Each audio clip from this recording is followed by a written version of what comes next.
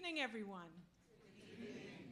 So on behalf of the Urban League of Broward County, our board of directors, staff, community partners, and WDFL 18 Paradise TV, welcome and thank you for joining us for tonight's Mobilizing the Movement, Congressional District 20 Candidate Forum.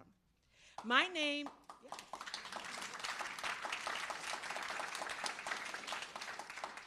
name is Dr. Jermaine Smith-Baugh, and I have the privilege of serving as your president and CEO of your Urban League of Broward County. Before we begin, I would like to recognize and thank several individuals and organizations for joining us this evening. So first, I would like to acknowledge the board members of the Urban League of Broward County. I want to thank you for your leadership, your stewardship, and unwavering commitment to our mission. I also want to thank and recognize our YPN president, Ms. Taisha Williams. Thank you for all that you do in our community as well. I'd like to also recognize my colleagues and fellow colleagues from Urban League leaders who have joined me tonight, including Patrick Franklin, President and CEO of the Urban League of Palm Beach County, and Dr. Makeda Johnson, President and CEO of the Greater Miami Urban League. Let's give it up for them. Their presence tonight reflects the strength of our Urban League movement across the state of Florida and our shared commitment to statewide advancing equity and opportunity throughout our region. We also want to acknowledge and welcome any elected officials who are with us this evening. We want to thank you for your public service and dedication to our community. And I would be absolutely remiss tonight if I did not recognize the partners who helped make tonight possible. We extend sincere gratitude to WDFL 18 Paradise TV for serving as our co-host and media partner and helping bring this important conversation live to our community.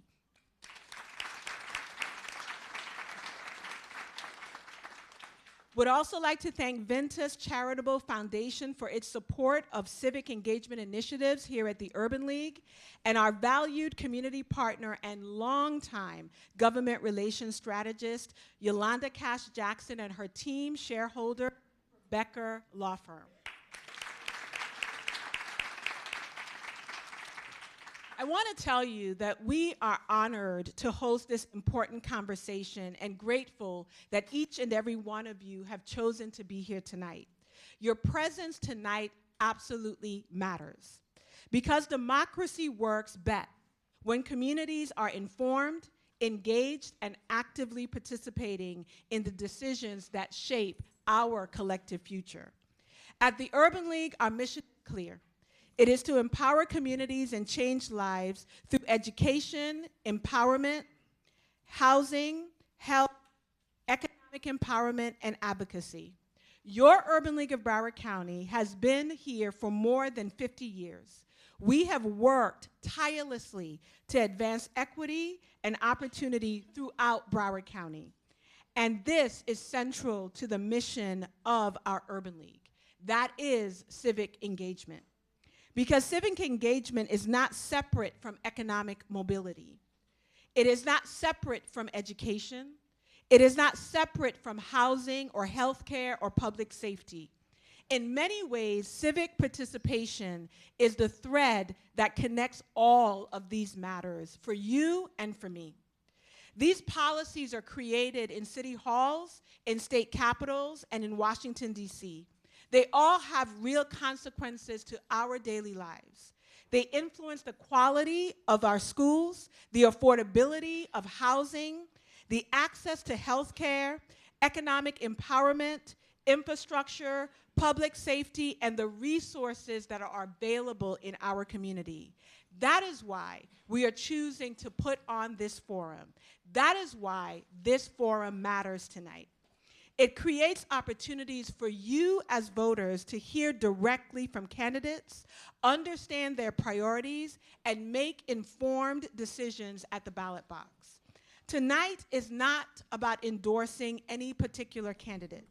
The Urban League of Broward County is a nonpartisan organization, and our role is not to tell people who to vote for. Our role is to ensure that every voter has access to information, opportunities for engagement, and the tools that are necessary to participate fully in our democracy. Congressional District 20 holds a unique and important place in our region and on our nation. The residents of this district deserve leadership that understands the challenges facing our communities and is prepared to advance solutions that create opportunities for all. Tonight's forum provides an opportunity for our candidates this evening to share their vision and for voters to evaluate who they believe is best prepared to serve. We encourage everyone here and listening to listen closely and carefully, to engage respectfully, and most importantly, I need you to vote. I need you to show up and do what? Vote. Because voting is more than a right. It is a responsibility. It is one of the most powerful tools we have to shape our collective future. I would like to extend sincere appreciation for all the candidates that came here this evening and willing to participate. Running for public office, Lord knows, requires courage, commitment, and a willingness to serve. Regardless of political affiliation or perspective, we thank each candidate for stepping forward and participating in this democratic process.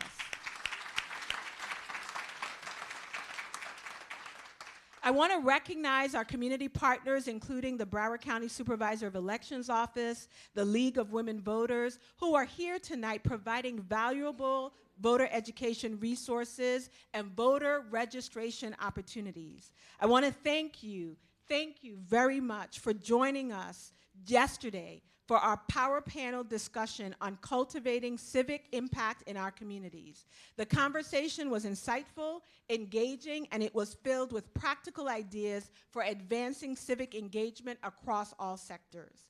If you were unable to attend, guess what? You can still listen.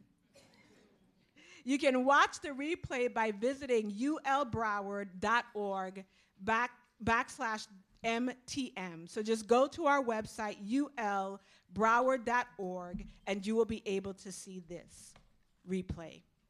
Thank you to our volunteers and staff whose work has made this evening possible. Thank you for your dedication to civic engagement and civic and community empowerment. And to you, our audience, you have filled the room. Give yourselves a round of applause. Whether you're here in person or whether you're streaming virtually, thank you for investing your time in democracy. Your engagement sends a powerful message that our community cares, that our community is paying attention, and that our community intends to participate and do what? That you all are paying attention. So no matter our backgrounds, our beliefs, our experiences, we share a common responsibility to strengthen our communities and preserve the democratic values that connect each and every one of us. Tonight is an opportunity not only to hear from our candidates, but to reaffirm our commitment to civic engagement and the power of collective action. I want to thank you for joining us this evening. We look forward to a thoughtful, informative, and respectful discussion. Now, it is my pleasure to turn the program over to our event partner, Mr. Don Wiggins, president of WDFL 18 Paradise TV, who will introduce our moderators for the evening.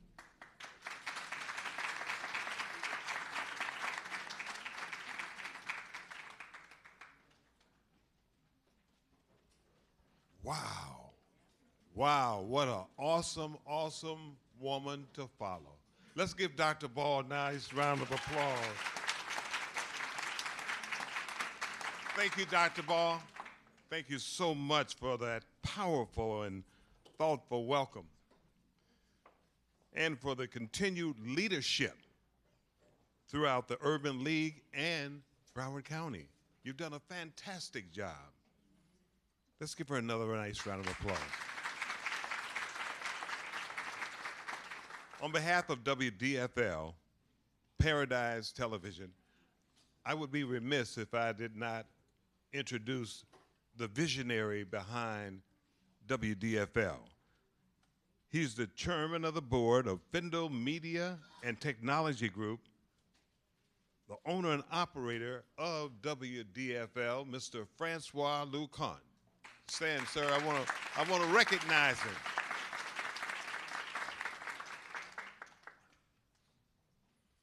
On behalf of WDFL and the Urban League, we're proud to be a part of tonight's Congressional District 20 Candidate Forum. Tonight is about civic engagement. It's about access to information. It's about making sure that the voters have an opportunity to hear directly from those who are seeking to represent them. We want to hear from you. As Dr. Ball stated, democracy is strongest when people are informed, engaged, and prepared to participate. Forums like this help create that type of space. That's why we're here. We ask the audience to keep us respectful, maintain a respectful environment. Matter of fact, please silence your phones right now. Everybody go to your phone. Silence your phone because we don't want any phones ringing during the telecast or interrupted. Hold your applause. Hold your applause. Lastly, please avoid cheering, booing, or interrupting. Our goal this evening is simply to provide a respectful, informative, and fair conversation that gives candidates the opportunity to share their vision, priorities, and perspectives with our community.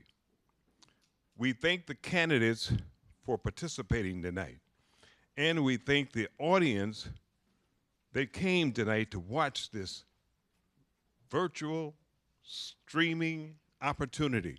Thank you, candidates, for coming. Let's give the candidates a nice round of applause.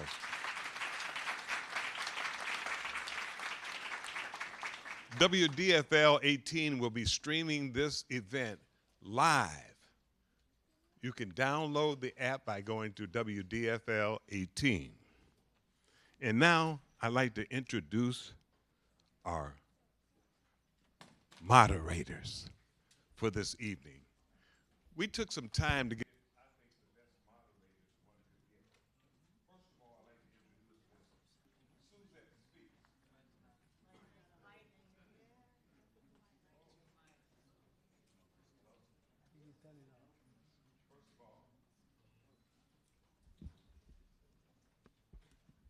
Thank you very much. Can you hear me? I'd like to introduce Ms. Suzette Speaks. Suzette Speaks represents a wonderful platform. She's an attorney, radio personality, television and radio host, MC, community advocate with a strong presence throughout South Florida. Many know her as the hostess with the mostest. And through her work, she's been in the community, many forums, hosting major events, and using her platform to inform, inspire, and connect with diverse audiences across the region. She's also the host of Suzette Speaks show on the Voice of the Caribbean Radio, South Florida premier Caribbean American FM radio station. You can follow her on all major social media platforms at Suzette Speaks. Now, joining her as our co-moderator is Mr. Doug Lyons.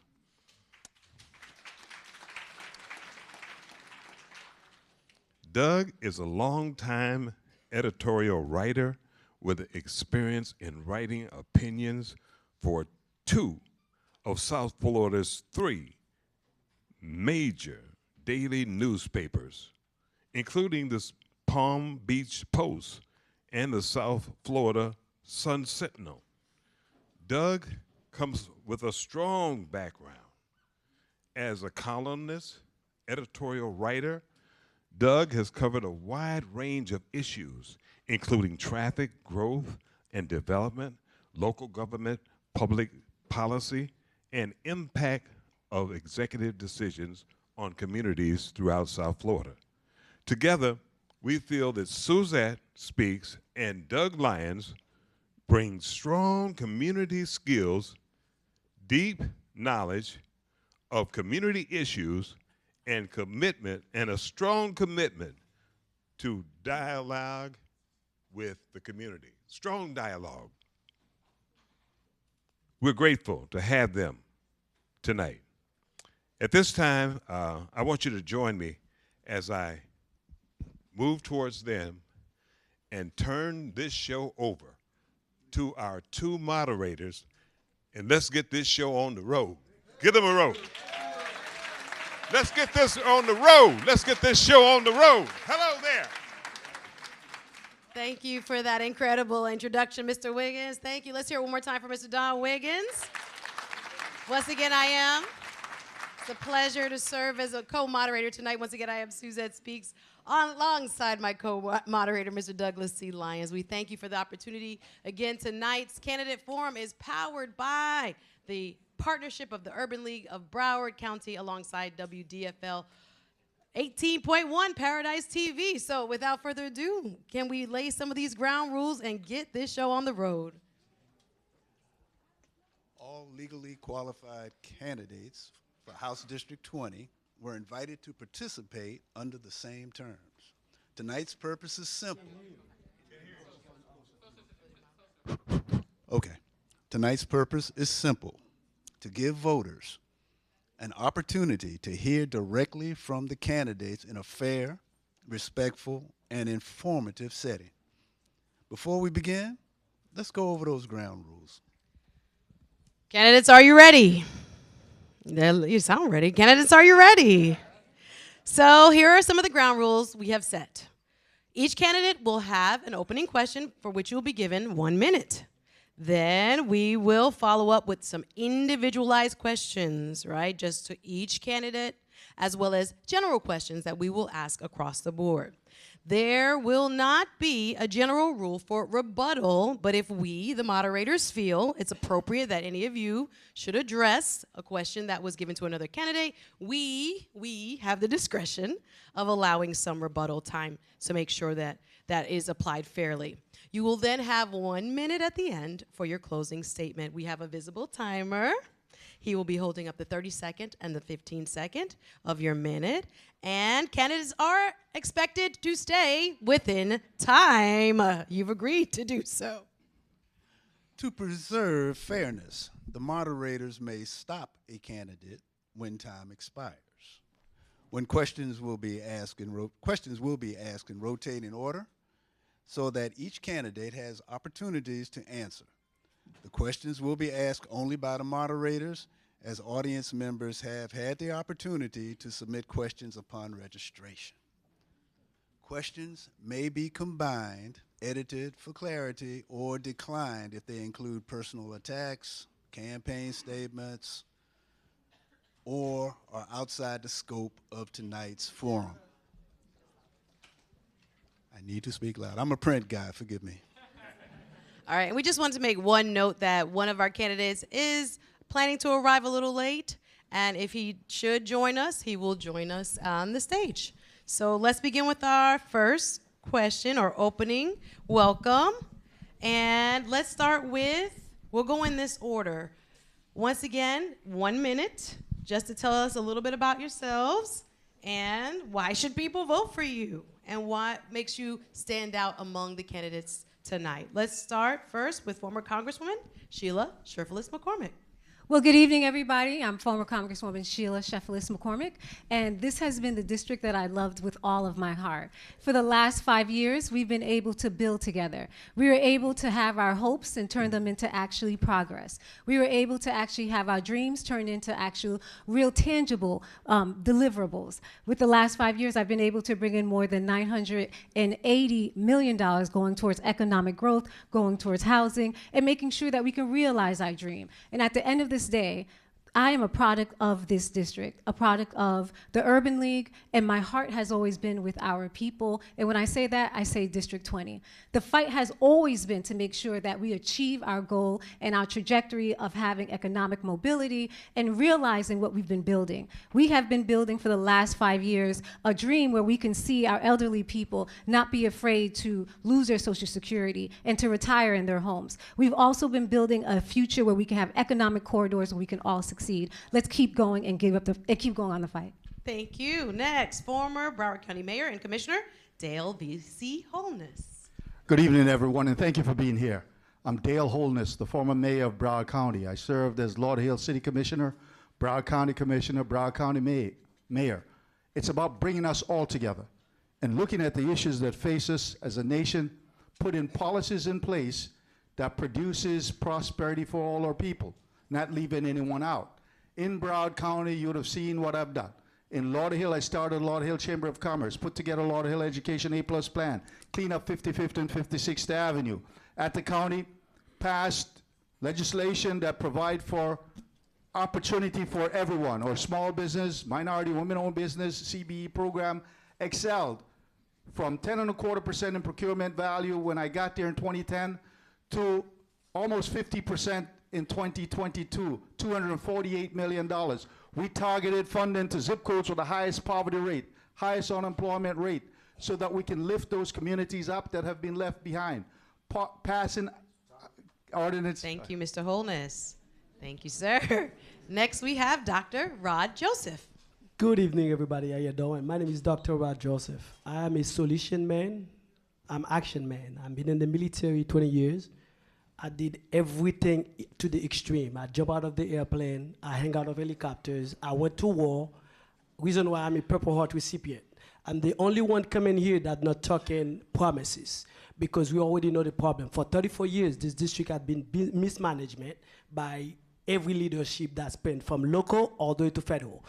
The buck stopped here this year. We have one chance to move this district forward, and I guaranteed you I won't disappoint you.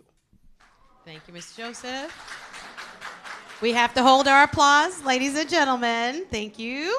Next, we have Mr. Elijah Manley. Well, good evening, everybody. And first of all, I want to say thanks to Doug, Suzette, and the Urban League for having this event. You know, my story started in 2008, financial crisis. After that crisis, my family lost everything. We ended up sleeping in a car, in my mom's Thunderbird car, showering at the beach before school, and that was my reality. You know, I quickly learned that hope alone wasn't going to solve the problem. Hope alone wasn't the answer. So I got involved.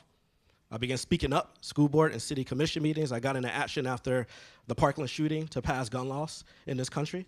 And now I'm running for Congress because MAGA Republicans in Washington, D.C. are doing the bidding of billionaires. They're destroying the economy. They're destroying our country.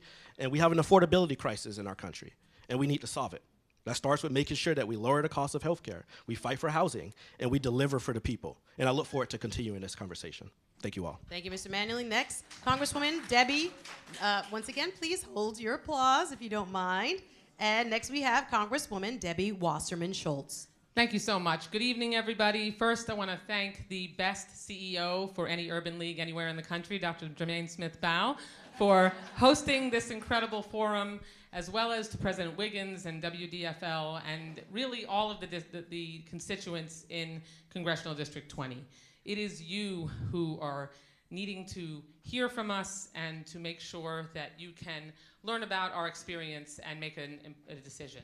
Rod, thank you for your service to our country as someone who works on making sure that we take care of our veterans every single day. And my role as a senior member of the Appropriations Committee, I appreciate your service to our country. You know, many of you know me, but if you don't, I'm a Broward girl through and through. I have represented Broward County for my entire adult life. I have delivered for Broward County, brought home projects for our local government, water projects, body cameras for law enforcement, major ticket projects for our port and our airport, and I want to make sure that I can continue to swing my bat to make sure that DeSantis and Trump aren't able to run us over like they have been. That is Thank you so much. Thank you. Our first general question for all the candidates focuses on economic mobility and affordability. And we'll start with Congresswoman Sheila Cherfil McCormick. What is the single most important action Congress can take to improve economic mobility and affordability for families and young professionals living in this district?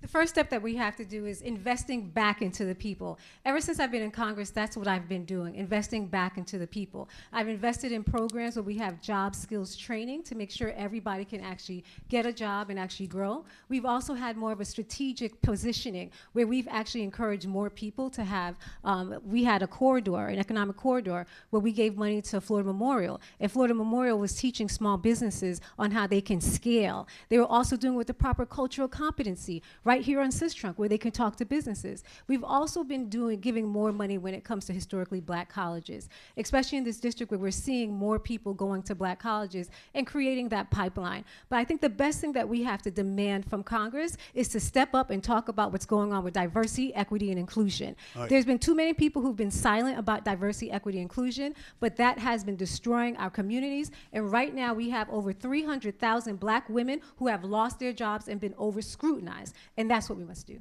Thank you. Thank you. County Mayor Holness, same question.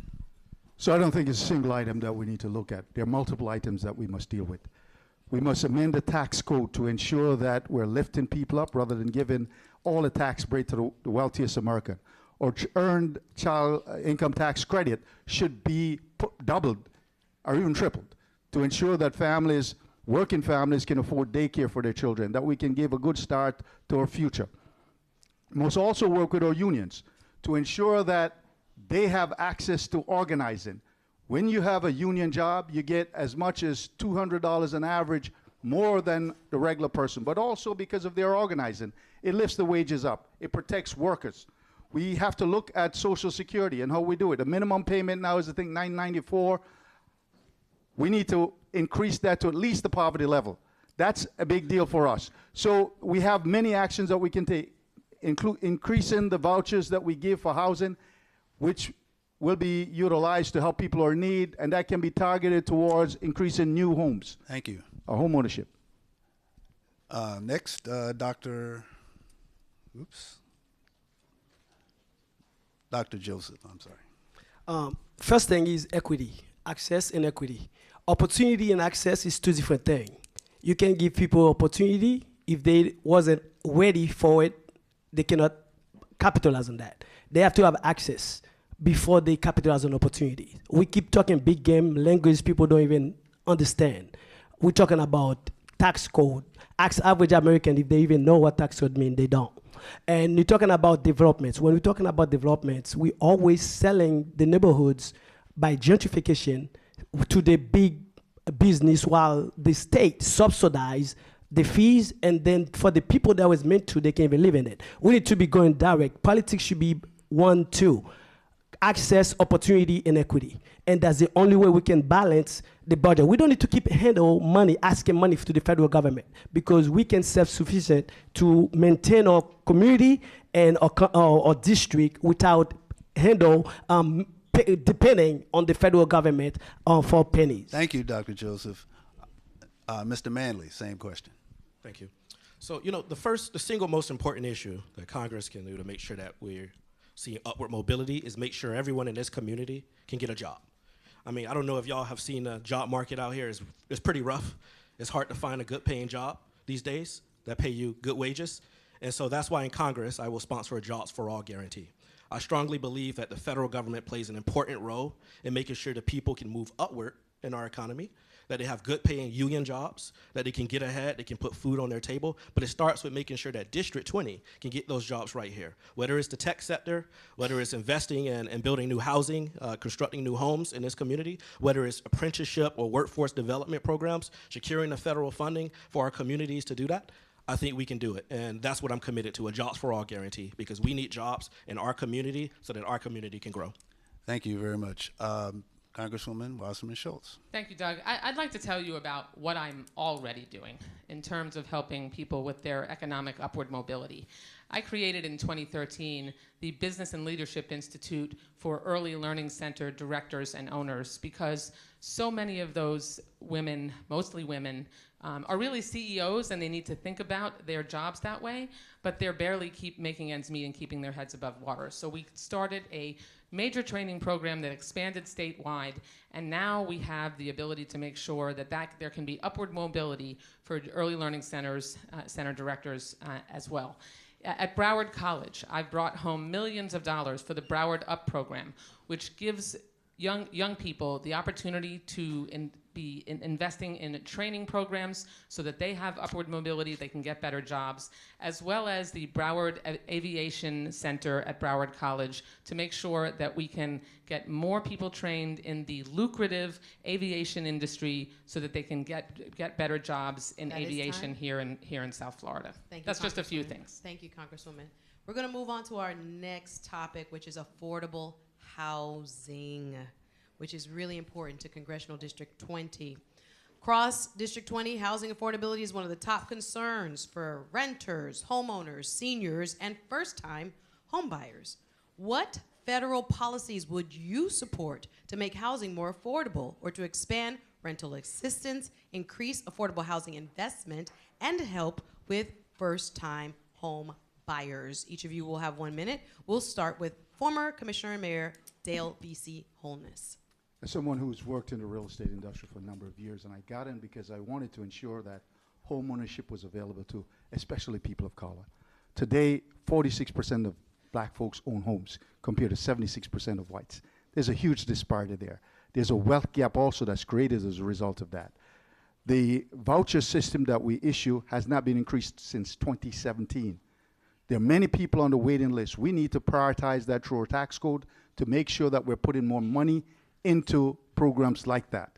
That's a big deal for us, and use that to match with the county. At the county, we moved money from the CRAs when they expired into building more affordable housing unit. That's something that will help to reduce the cost when we have more units, bigger supply, greater opportunity for us. But we can use the housing vouchers also for home ownership. That's not being done. Legislation needs to be put in place to ensure that these housing authorities are utilizing that as a priority for the program to get many people to own their home rather than just giving the vouchers for renting. Time, Mr. Holness. Thank you.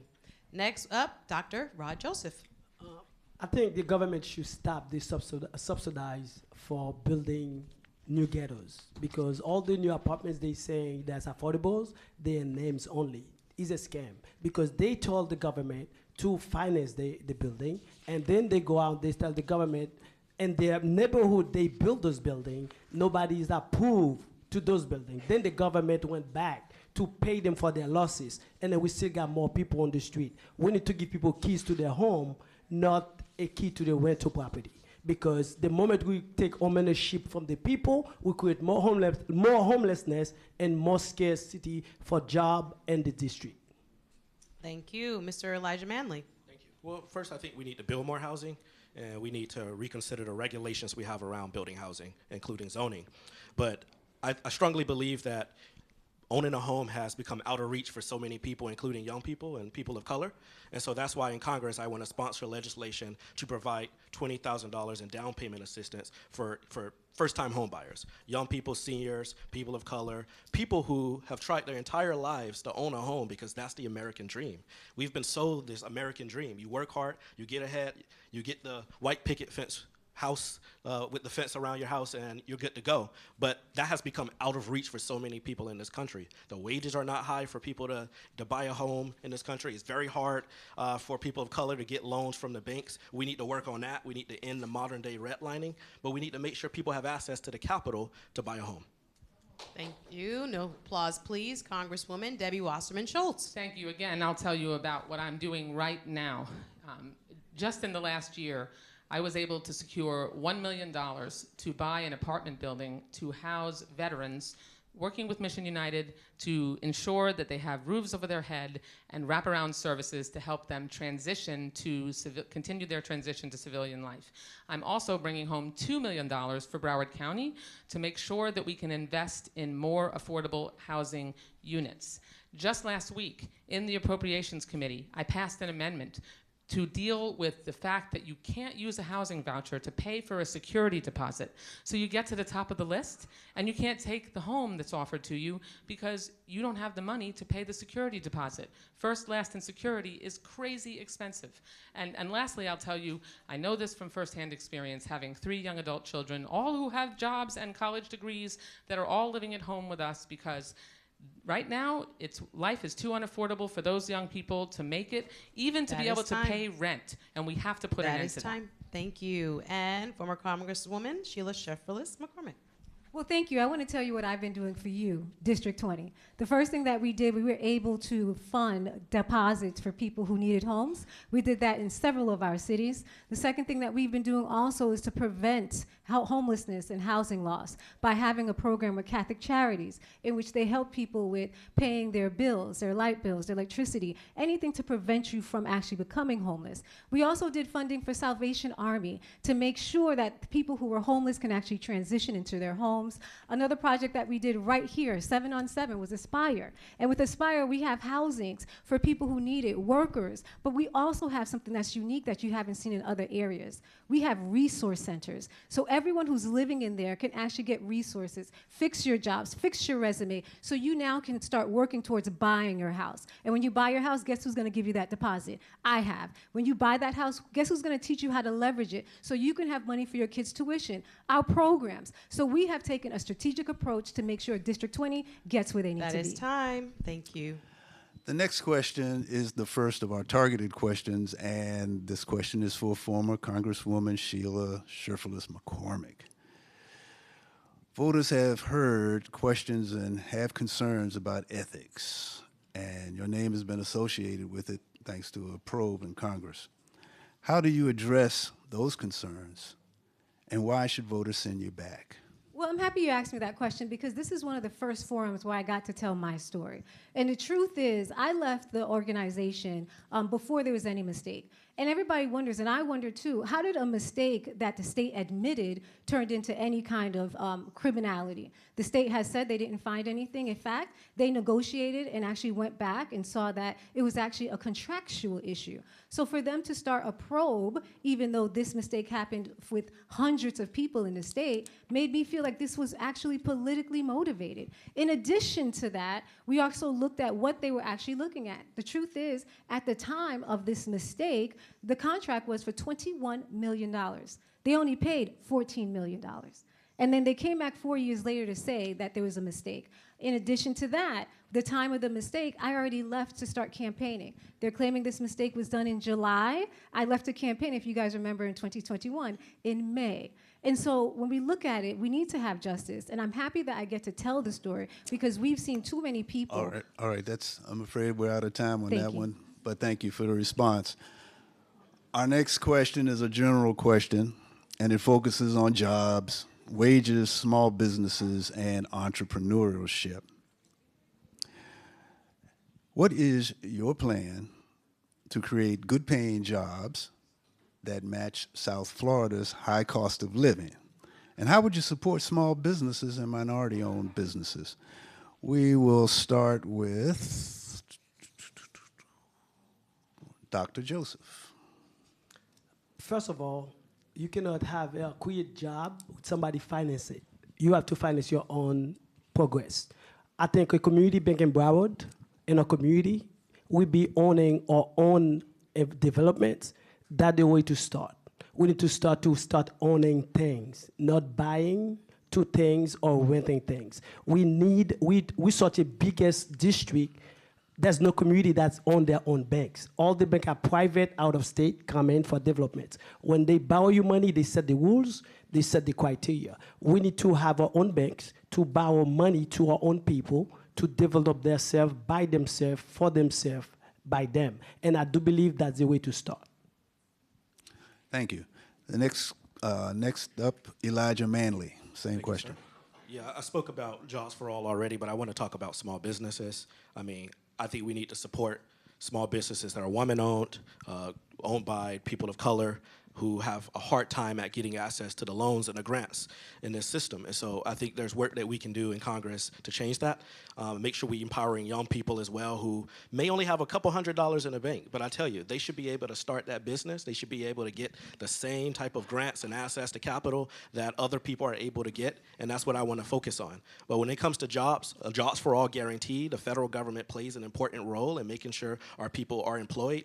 We have a lot of infrastructure needs in this country, and maybe it's time we put people to work fixing these garbage roads that we have and these highways that need to be rebuilt. Thank you. Congresswoman Wasserman Schultz. Thank you, Doug. What I am working on now, particularly as a member of Congress, there are many ways that you can make a difference when it comes to people's upward mobility and ability to get better paying jobs.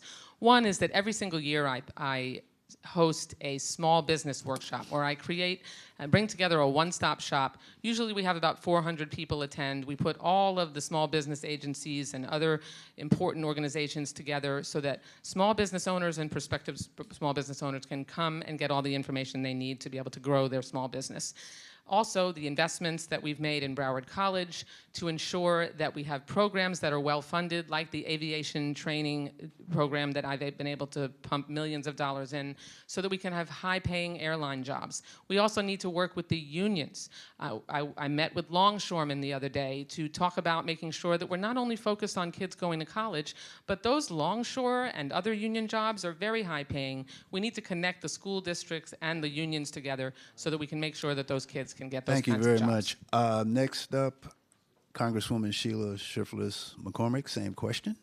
Well, thank you so much. I think the biggest thing that we have been able to do right here on Systrunk is to have an incubator so we can help our small businesses grow into large businesses. The reason that's so important is because my family came from Haiti probably more than 60 years ago. When they came here, they opened up a business. We were in business for 34 years, and we employed more than 10,000 people in the community. And that shows you that when you help small businesses grow, they actually hire within the districts. In addition to that, we've also been linking people in our community with other opportunities internationally. As the ranking member for the Middle East, we brought in so many different companies in different countries who came in and showed you how to do money. How do you get that loan to sell your product internationally? When we did these forums, we went all across the country, all across the state, and we found so many people who were interested in. At the end of the day, we need to put the money back into the community, and I'm the only member here who has done that. Put the money in your hands for you to grow. And we've also done that to raise everyone up together united. Thank you. Thank you. Appreciate it. Mayor Holness, same question.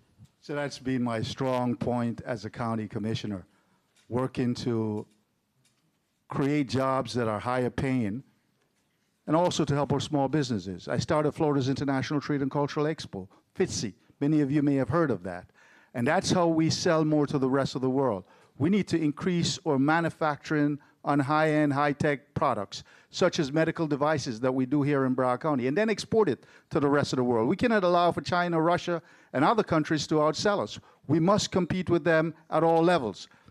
In terms of upskilling and development, we need to put more money into technical training. We need to create more engineers also. We need to target money towards that so we can compete with the rest of the world. It is critical for a country that we do everything to upskill our people, to compete with the rest of the world, to create jobs, and working with our unions. That's something that I've done here to ensure we have higher paying jobs for our people. Unions are the backbone of countering profit-centered corporations that don't care about their people. That is your time, Mr. Holness, and we will now address your first direct question. So how would you turn your county and municipal experience into federal results for District 20? Absolutely. The experience that I have here at a local level trains me and teaches me as to what is most important for our people and how we move an agenda. We did that here in Broward County. We have a lower poverty rate for black folks in Broward County than they do in Miami-Dade County because we targeted resources to where it's needed most, and we didn't say black. We looked at zip codes that have high poverty, high unemployment. The empowerment zones, we have 30 of them in Broward County that were designed by Congress, bipartisan legislation. There's nothing in it that says you must make goals to lift the people up that are within those communities. So we'll probably end up with gentrification on steroids. We need to put in that legislation funding to ensure that we're targeting money for early education, for technical training, for internship program, and ensure that the small businesses in these communities get a piece of the pie when these developments are being done, and that they're not shut out and folks don't come in from elsewhere, and the community poverty moves somewhere else from where the investments are being made. That's a big part of what I've learned and will bring to Congress understanding the needs in our communities. Sir. Thank you. For our next general question, we know Florida, we have a problem with premiums on insurance, property insurance. You hear the moaning. So we want to ask each candidate, you will have 1 minute. What role should the federal government play through perhaps disaster mitigation, flood insurance, housing availability programs, or other tools to address the rising costs of property insurance? We'll start first with Mr. Elijah Manley. Yeah, so I think the first thing we need to do is take on the insurance companies that are price gouging our community. I think there need to be criminal charges for some of these executives. But the next thing I'll say is there are people sitting up here, including the Congresswoman, who have taken thousands of dollars from insurance companies that caused the affordability crisis. So it's very hard to be here and say that we are going to tackle the affordability crisis when we're taking money from them. Well, since your name was mentioned, and you also have the same question, please respond to that allegation of taking perhaps donations from insurers, as well as what would you do about the rising cost of property insurance? Well, let me focus on the 1 minute I have to answer that question, which is that if you remember back in 1992 when Hurricane Andrew hit, after that, I was in the State House of Representatives, and one of the things that was critical is because the bottom dropped out of our property insurance market, we created a catastrophe fund, a state catastrophe fund that helped make sure that the reinsurance market was not, because it had crumbled underneath it, was going to be able to make sure that we could sustain us. And through those years, we thankfully were able to not have the whole market collapse. But what we need to do at the national level that we can do is create regional compacts, because every state deals with natural disasters. We need to pool our resources in regional compacts, create catastrophe funds so that we can have that insurance of last resort as an option. And I mean, those are the kinds of things that we can do. I've co-sponsored legislation to achieve that goal. We also need to invest, as I have been able to I brought home resources to raise roads, because practically speaking, we need to make sure that we can help people locally not have flooding overrun them. Thank you, Congresswoman. No answer. Next up, please, let's maintain order. Our next response will come from former Congresswoman Sheila Cherfil McCormick. Well, I've co-sponsored legislation that would allow for us to have a national fund, so it's not heavy on us, and we can actually regulate it. In addition to that, I mean, we have to face the reality. As of right now, we do not have the House, and we don't have the presidency. So until we can pass real legislation, we have to make sure that there is a fund so we can assist people with a stipend to pay for it until we can have real change. That's part of the biggest issue that we're having, is that we don't have control. But we're not controlless. With our appropriations, with our community funding, we could create a bucket to support you. So you're able now to apply for it if you need to pay your homeowner's insurance, your disaster management. In addition to making sure that we're continuing to pay for not just our roads, but also the canals in our streets. If we need some mediations around our homes, to make sure we're doing that. And I'm proud to say that in the last 5 years that I've represented you, that has been my goal, to make sure I can alleviate some of your financial stresses when it comes to living in South Florida, especially with the anxiety of the hurricanes, which I see everybody feels. So thank you so much. Thank you.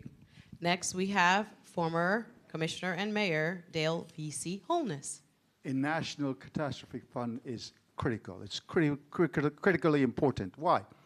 Because if you took the hurricane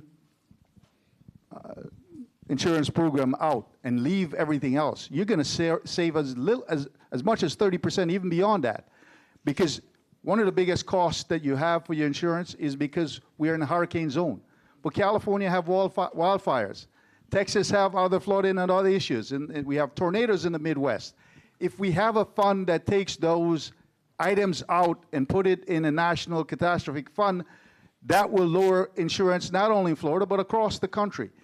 The other part of it is hardening. especially for low-income families, putting funding in place to help them to harden and upgrade their homes so they can have storm protection, doors, windows. We do that in Broward County to help lower the cost. If you have that, you can get a lower insurance rate when you utilize the program. Thank you. That's your time. And Dr. Rod Joseph, same question.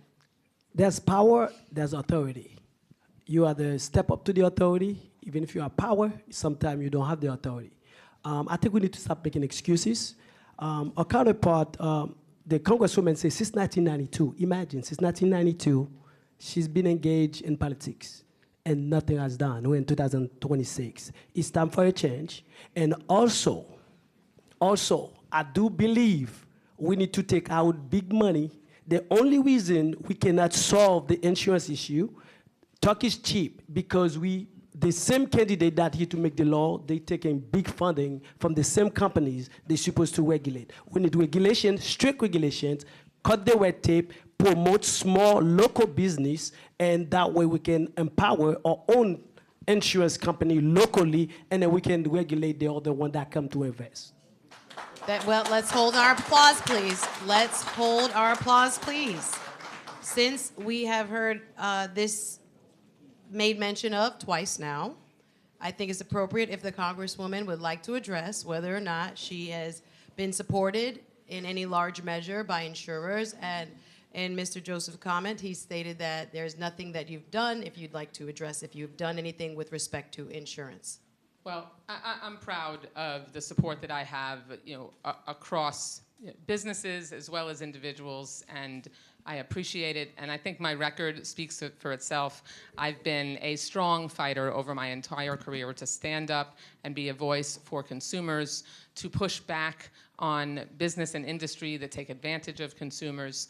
When it comes to insurance policy, I fought to pass the Affordable Care Act to make sure that insurance companies couldn't drop you or deny you coverage for pre-existing conditions, to ensure that preventative screenings were free so that we can help people's lives be saved. As a breast cancer survivor, I can tell you early detection is the key to that survival. When it comes to insurance regulation, it's absolutely critical that we make sure that we have consumer protections in place, and I've fought successfully to ensure that that was the case through my whole career. Thank you. This next question is for Dr. Joseph. You are running in a Republican primary, but if things go your way, you are trying to represent a Democratic district. So would you please name an issue where you would break from your party if it was not in the best, to represent the best interests of District 20? First of all, TPS. TPS is one thing I'm very solid about. I'm very vocal about it. And also the treatment of what you call the DEI, which is I do believe that the parties itself, I don't come here to represent a party. I'm here to represent my community. I'm here to represent my district. The need of my district is not general to the same need across the nation, because some districts do better than another in the state of Florida. I'm here to, as this child that grew up here, I need to make sure I stand. I can't come here to bring change. I'm here to fight for what we deserve, what belongs to us, because we've been very neglected in the last 34 years. I think it's time for somebody that don't come to do politics, that come with actions to solve the problem. That's what I'm here. All right, thank you. Our next question. Please. Our next question is a general question that focuses on infrastructure, transportation, and environmental resiliency. What federal investments would you prioritize to improve transportation, protect healthy beaches and coral reefs, preserve clean water in natural areas, and reduce the impact of flooding? We'll begin with Congresswoman Debbie Wasserman Schultz. Thank you so much. Boy, I'm sorry I only have a minute. I can tell you what I have already done to do that. I've been able to secure three $3 billion for Everglades restoration. We have been restoring the river regress over the last 26 years. Additionally, I brought home $1.1 billion that I led the fight on and successfully secured for additional Everglades restoration funds, ensuring that we have clean drinking water and rebalanced flora and fauna in our state is critical. In addition to that, climate change and global warming is not a sometime, a one-day thing for us. It's a right-now thing. Ensuring that we can arrest that sea level rise, ensuring that we can invest in raising roads so that people's homes aren't flooded. We have sunny day flooding here through king tides, and we need to make sure that we're investing in infrastructure to protect those homes while also making sure that we can go after the oil industry, prevent oil drilling off the coast of Florida, Thank you. and ensure that we can address climate change. Appreciate that. Same question for Congresswoman Sheila Cherfil McCormick. Well, thank you for that. One of the biggest things that we did with infrastructure is that we made sure that we not only just got the funded when we passed the infrastructure bill, but people in our district actually had access to those contracts. When it comes to the money that was coming in, we made sure that you in this room can apply and get it. And we've been pushing ever since to make sure that we're participating in infrastructure. In addition, if you remember the historic rains that we had, we visited all the small businesses who were impacted and helped them get money so they can rebuild. We visited the homes and the neighborhoods that were flooded. I remember some people pulled out a canoe, if you remember that. We had the most rain, and we were actually there in the trenches with everyone to make sure they had access. Worked with Broward County to make sure that people can actually know how to apply and to actually help their homes. Now, there's more work to do, and that's why I'm running again, to make sure that this funding will be here to help everyone. Thank you. Thank you. Mayor Holness, same question. So the transportation issue, I don't think we've addressed. Let me tell you, in Broward County, we passed the additional tax, penny tax to match Miami-Dade and Miami and Palm Beach County to put more money into transportation. It's critical for us, especially in District 20, where large numbers of people don't have their own vehicles. Within that, what I put in place was to ensure that our small business participate. That additional funding will create $16 billion over 30 years to enhance transportation.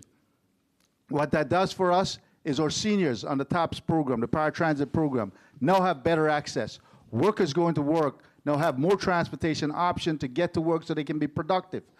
We must also at the federal level put funding in place for resiliency, and to prevent climate change, we need to put in place alternative to fossil fuel so that we can reduce the emissions that help to cause the issues that we have with climate change. That is time. Next question, same question, I'm sorry, for Dr. Joseph.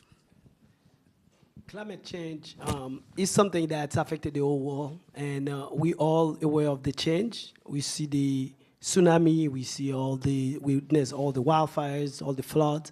I think before we investing deeply into prevention of that, we need to make sure the people that's gonna work to prevent it, they're taken care of. Because we cannot just to prevent the nature and then everybody die. We need to make sure we take care of our citizens first, make sure they can afford healthcare, make sure they can afford affordable living, make sure they can feed their families, and then they can start in about saving the nature, because if everybody died and then we try to save the nature, try to save it for who? Thank you. Lastly, Elijah Manley, same question. Probably one of the only candidates on this stage that has taken public transportation, and I can tell you it's a mess, and we need to get it fixed. I mean, mediocre, you're standing out in the rain and the sun waiting for a bus. We need to make some major investments. But on the issue of climate change, the greatest national security threat to our country, I support a Green New Deal, because what the fossil fuel industry is doing to our country and to the world is criminal, and they should be held accountable for it. But just a few moments ago, the Congresswoman again mentioned about taking on the fossil fuel industry, and I agree. The problem is she is taking hundreds of thousands of dollars from the fossil fuel industry. I'm just telling the truth here. We got to stop accepting politicians just telling us stuff about what they think they have done. Let's talk about what we need to do and what you actually have done. And that's that you have taken hundreds of thousands, it's true, from the fossil fuel industry. It is very true. Go on Open Secrets, and you can see for yourself. Forth. Make your point, sir. I am. So yes, we need to stop taking money from the fossil fuel industry, and then we can take on the oil industry. All right. Audience, please. Please, no applauding. Thank you. No applauding. We got to keep it moving. We're all on television. Congresswoman, 30 seconds, rebuttal. Let me tell you what I've done to fight the fossil fuel industry. I passed an amendment prohibiting oil drilling in the Everglades. I passed amendments to make sure may we have quiet in the audience, please? That we could ban offshore oil drilling around the entire coast of the state of Florida. I lead the fight on banning oil drilling every single year, and I have been successful in ensuring that we can protect Florida from ever having another Deepwater Horizon spill, and ensure that we can protect our fish and our wildlife, and I have not taken fossil fuel funding. That is incorrect. That is your time. Very true. Mr. Manley, you'll get the next direct question. I'm going to ask you about Florida's SB 1134-1134. For the audience and the viewers at home, SB 1134 is the law that was signed by Governor DeSantis in April of 2026 that prohibits counties and municipalities from funding, promoting, or taking official action related to diversity, equity, and inclusion. So, Mr. Manley, my question is, based on Florida's SB 1134, which will bar, again, local governments from funding or maintaining DEI offices or programs starting in January of 2027, what federal action, if any, would you support to protect equity and inclusion here in South Florida? You have a minute. Well, first of all, we already know that Governor Ron DeSantis, in case he's listening, you're racist. We know he's a racist. And what he has done in this state, first with the Stop Woke Act, the Stop Woke Act first, and then all this other legislation. I mean, you can't have a Juneteenth flag up anymore. You can't have a pride flag up anymore. These are white supremacists we're talking about with the governor, and we got to stand up to them. And federally, we need to drag them in front of the House Oversight Committee. We need to tie federal funding up and make sure that they're not getting away with this. And I got to tell you, what the governor has done, what the state legislature has done all across this state and all across this country, first with the racist maps, there is an attack on black people in this country, and we have to stand up against that, and we have to speak out against that. I, as a young person, every day I wake up in this country just scared as a teacher, because my kids are going to grow up in a world where we are losing progress, a world where black people in this country are going back, and that is not something I'm going to stand up. I'm going to stand back and allow in this country. Thank you, Mr. Manley. Next, we're going to move on to the subject of voting rights. Next general question. Again, we know that there has been an attack in this country on democracy, so public confidence in our democratic institutions, we depend on people believing that there is fair access, right? So what actions should Congress take to protect voting rights while maintaining election integrity and public trust? We'll start with former Congresswoman Sheila Cherfil McCormick. Well, the first thing we have to do is pass the Voting Rights Act. The second thing we have to do as a community, as a party, is actually speak up to when black voices are being diluted and when black voices are trying to be gentrified.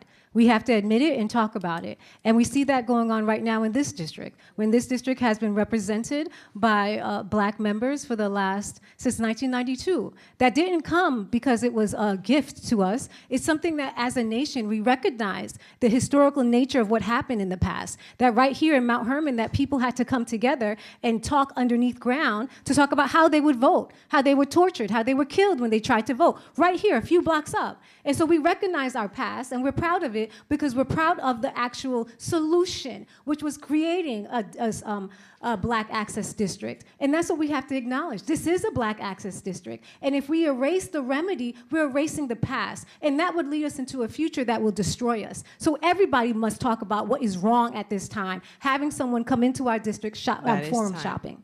That is time. Next, same question. Commissioner, please hold your applause.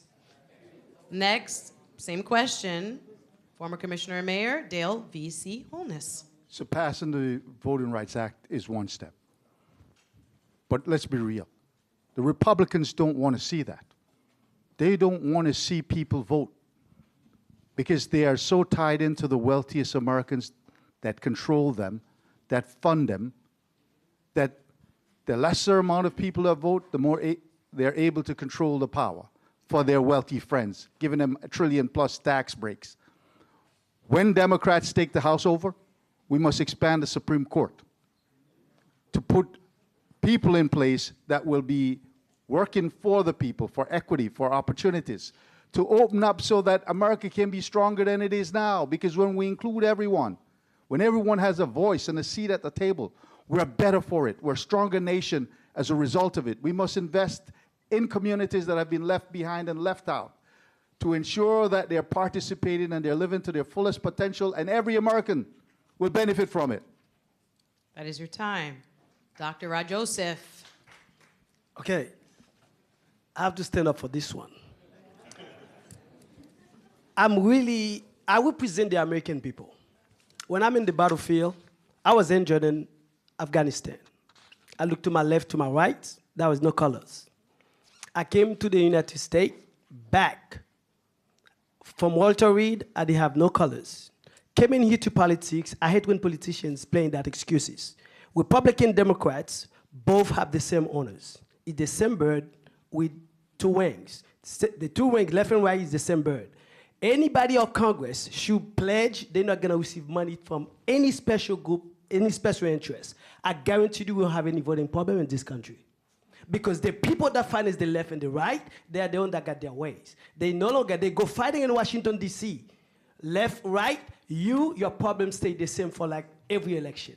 We need to stop the funding from the corrupt people, from the corrupt congresswomen and men, and then we have the voting rights easy to pass. Thank you, sir. Please, no applause. Thank you very much, Dr. Rod Joseph.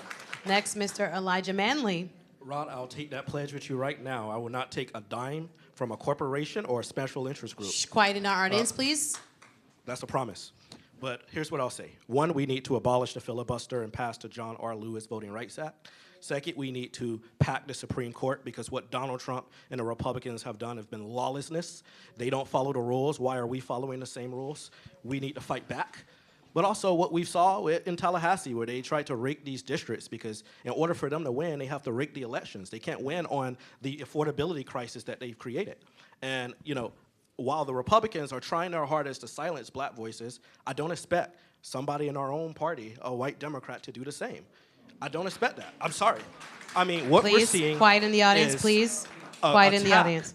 An attack, 116-year gap since Reconstruction, since we were able to get a black person sent to Congress for the first time from Florida. His name was Alcee Hastings, God bless him.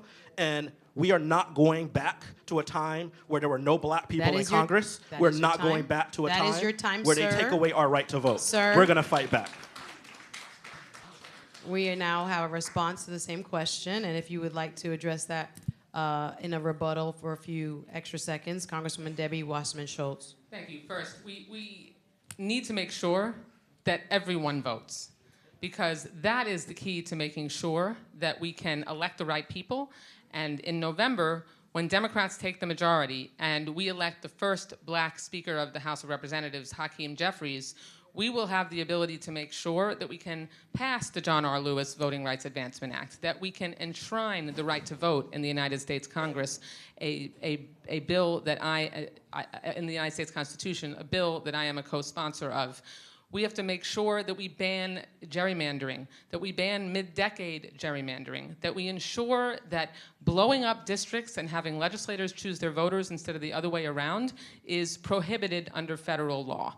And to address the accusation here, you know, I have spoken with hundreds of people now in District 20, and it is absolutely certain that representation matters and lived experience matters. But experience and making sure that you have someone who has the seniority and the seasoning to be able to deliver for a district, it matters as well. And it is going to be my job, if I have the privilege of representing District 20, to enhance the lived experience of the people of District 20, and I pledge to do that if I'm elected in November. Thank you so much. Okay, that is your time. The next question is for, luckily or not, Congresswoman Debbie Wasserman Schultz, and Debbie Wasserman Schultz only. Unlike your previous congressional districts, you now are running for a district that's a black access district. How would you ensure representation, particularly when it comes to office staffing, outreach, and constituent services. So I have made a commitment to diversity for my entire career. The very first bill that I introduced as a member of the Florida House of Representatives was the Gender Balanced Minority Act, which passed, that ensured that in the 1,200 boards and commissions in Florida, that we had 50-50 gender balance and proportional minority balance on all those decision-making boards, because diversity is critical. I also, when I was chair of the Democratic National Committee, made the first commitment to a diversity spend in contracting, major and minor contracting, 1/3 diversity spend. We exceeded that in 2012. We increased it in 2016 and exceeded it again. I have had a very diverse staff for 21 of 22 years. My chief of staff was African American, and I was, for most of that time, one of only 3 white members of Congress whose chief of staff was black. I have, over the many years I've been in office, I have always had a breadth of diversity on my staff. I always will. That's and I will continue to fight to make sure that other members hire that diverse is your staff time. as well. Thank you. The next question is a general question, and it focuses on health care. As we all know, health care is a major cost for families here in District 20, and we'd like to know, what would you do in Congress to make health care, prescription drugs, mental health care, substance abuse treatment, recovery services, and community health services, this is a long question, more affordable and accessible in underserved neighborhoods? We'll start with Congresswoman Sheila Cherfil McCormick. Well, thank you for that question. One of the first things that I did while we were in Congress was to make sure that we were giving tablets to our seniors so they can actually have access to health care from at home and not be exposed. Another thing we've been doing also is funding mobile clinics so they can go in and do screenings. What is important also to represent this district is that we're looking at who the people are and making sure health care meets their needs. So we've been taking affirmative steps to make sure that everyone is covered. One of the things that we do is support health care, Medicare for all, because we can't allow certain people to live and certain people to die just because of your economic status. And I also want to talk about our community funding. My community funding has really been focused on making sure everybody's life gets better. And I don't look at everybody just in a world of everybody's equal, because it's not true. We see more and more diseases that are focused on different communities. And the money I've been putting back when it comes to healthcare has been doing exactly that. If there's a community that needs help, we focus on that healthcare, and we've been able to provide it and to help everyone in the community. Thank you. Mayor Holness, same question. We must reverse this tax giveaway to the wealthiest Americans, where we saw this current administration cut funding for Medicare, Medicaid, cut funding to the Obamacare program, the Affordable Health Care program, that protects so many people. We have more people now uninsured as a result of this ugly bill. They talk about beautiful, no, it's ugly, because it takes away from those who have the greatest needs in our country. That must be changed, and changed immediately. And that's why we should fight for every seat in the House in Florida. We should have gone for 22 with the strongest candidate that we have, to ensure that we get to the 218 that will make Hakeem Jeffries the Speaker of the House.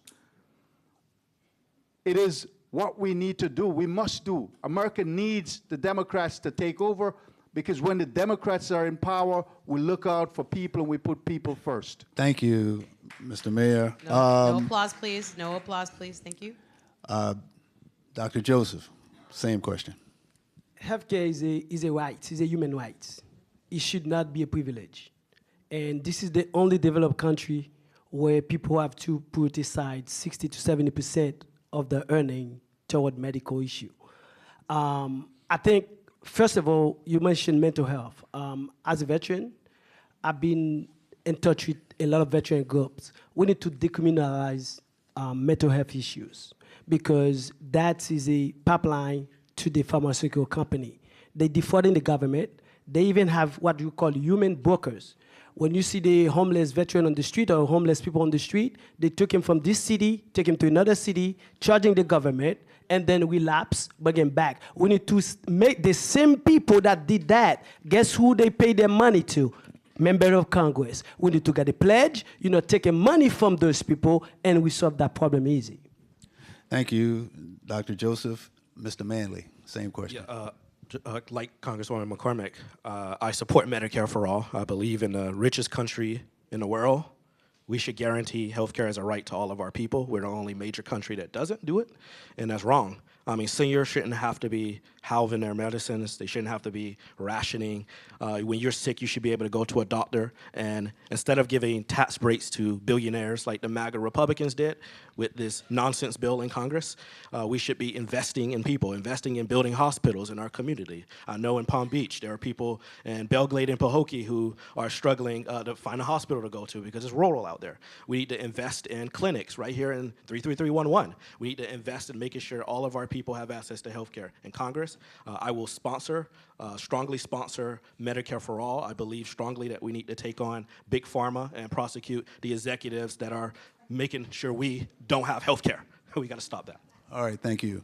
Congresswoman Wasserman Schultz, same question. Thank you. We need to repeal the cuts from the big ugly law that passed last summer where they made the tax breaks for billionaires permanent, and they let the enhanced premium tax credits that reduced Obamacare insurance policies and the tax that increased premiums and reduced those tax credits. We have to do the opposite and ensure that Obamacare policies are more affordable once again. We have to reduce the Medicaid and SNAP and Medicare cuts. We have to do things like I've done, which is pass legislation to ensure that, for example, black women are higher risk for a deadly form of breast cancer, triple negative, but they are less likely to get breast cancer. I passed the Early Act to ensure that we have funding to target women who are at higher risk, to make sure we invest in their awareness, as well as grant funding to ensure that they can get the care that they need. I also passed the Alcee Hastings Advanced Cancer Screening Act to ensure that we have $45 million going to enhanced cancer screening for underserved communities. Thank you, Congresswoman. We're going to go to another general question, pivoting now to our youth and our future, education and workforce readiness. 1 minute for each of you. Many students in our district attend underfunded schools or face barriers to higher education and career access.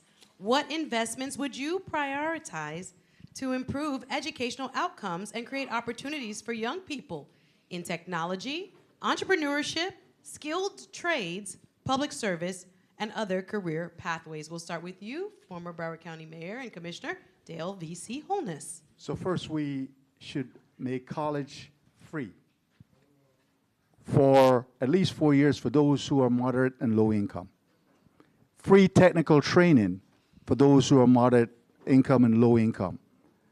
We must also put in place more funding through the child tax credit to ensure that families can invest in their children early, that we have more early learning centers, because my sister, who is an early learning educator, tells me if we do it, we can enhance the output and the performance of our people in the long run. We ought to be investing more there than investing in prisons, not looking at third grade achievement and then building more prisons, but investing early enough to fund the future of our country, our children. It is critical that we do that. We need to pay our teachers more money also. And back to the other question, Medicare for all, we must ensure that we have health care for everyone. Time, Mr. Holness. Thank you. Dr. Rod Joseph.